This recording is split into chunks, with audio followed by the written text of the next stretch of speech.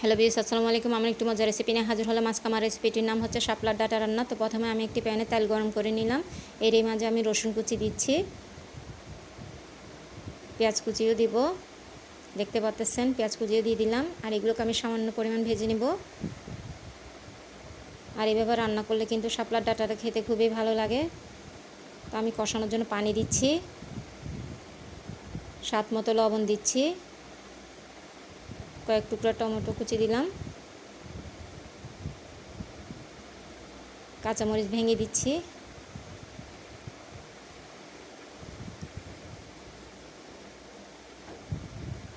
হলুদ পাতা দিচ্ছি। আর আমাদের চট্টগ্রামবাসী কিন্তু হলুদ পাতাটা খুবই প্রিয়। আর এই হলুদ পাতা আমরা মাছের সাথে কিংবা সবজির সাথে দিয়ে থাকি, সুন্দর একটা ফ্লেভার আসে। তো আমি এখানে 1 চা চামচ হলুদের গুঁড়া দিলাম, সামান্য পরিমাণ মরিচের গুঁড়া দিলাম, যেহেতু এটা হলুদ দিয়ে রান্না করতে হয়। তো আমি চিংড়ি মাছ দিলাম। আর এই মাছগুলো কিন্তু সমুদ্রের তরতাজা চিংড়ি, দেখতে পাচ্ছেন।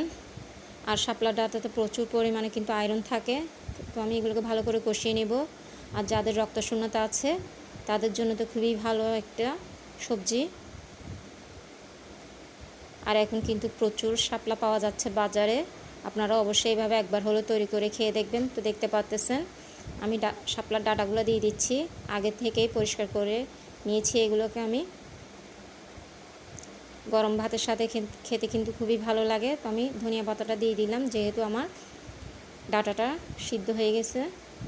তো দেখতে পাচ্ছেন মাশাআল্লাহ কতটা কালারফুল দেখাচ্ছে। খুবই লোভনীয় একটি খাবার, ছোট বড় সবাই পছন্দ করে থাকে। আশা করি আপনাদের সবার ভালো লাগবে। আপনারা অবশ্যই এভাবে একবার হলেও রান্না করে খেয়ে দেখবেন। আমি আবারও বলছি, যাদের রক্তশূন্যতা আছে তাদের জন্য খুবই উপকারী। তো দেখার জন্য সবাইকে ধন্যবাদ।